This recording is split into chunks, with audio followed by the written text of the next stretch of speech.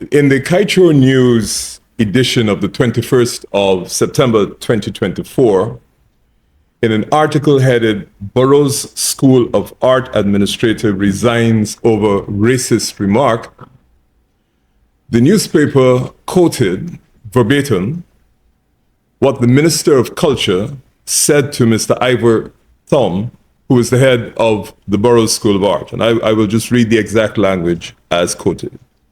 He said to me, "Your image is not a reflection of what he wants for this ministry."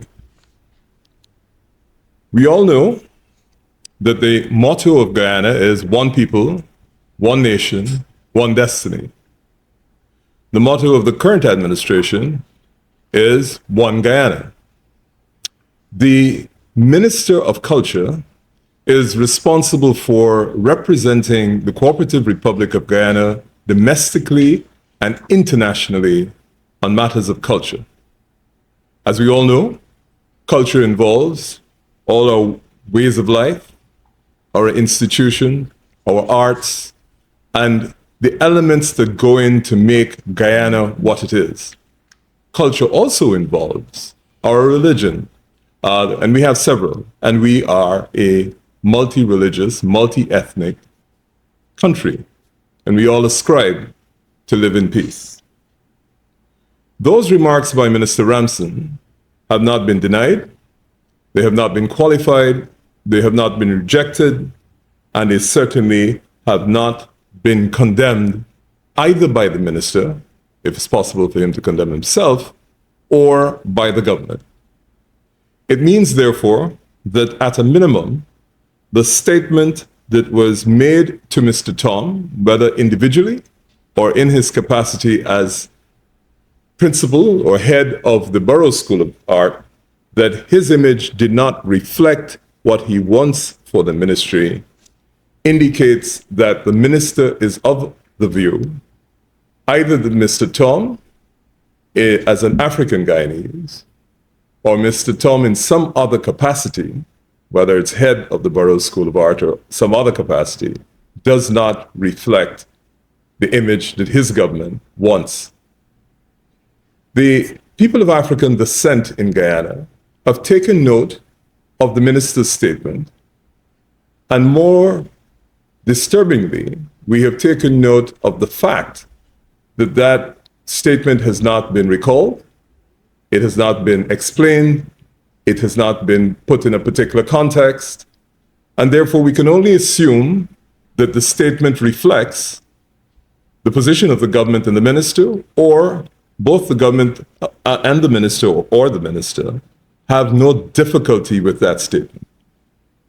That statement is highly offensive, and at a time when the race and ethnic relations in this country are fragile, at a time when everybody is working towards building the solidarity between the several peoples of this country, not only does that statement not reflect our national sentiment, what it does indicate is that the Minister of Education is clearly, Minister of Culture, my apologies.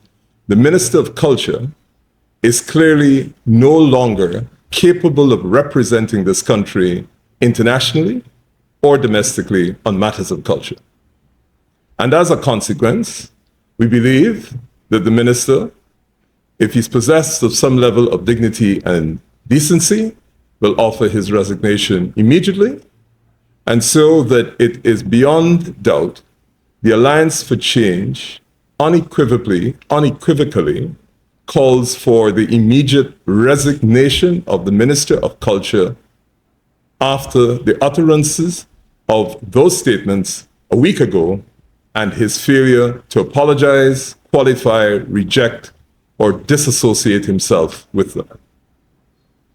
The second issue I'd like to address this afternoon is a statement or statements made by our good friend, the Minister of Education, that the statements I made a week ago about the results that emanated from Region 9 were inaccurate and completely false.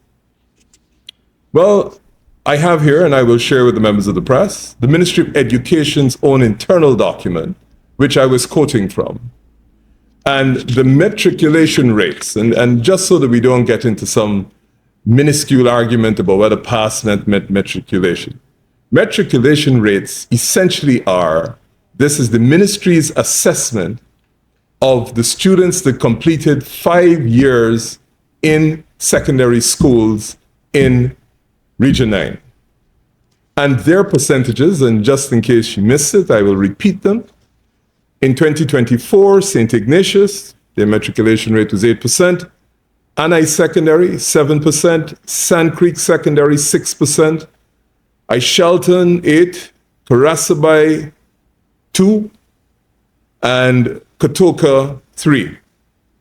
These figures came from the Ministry of Education.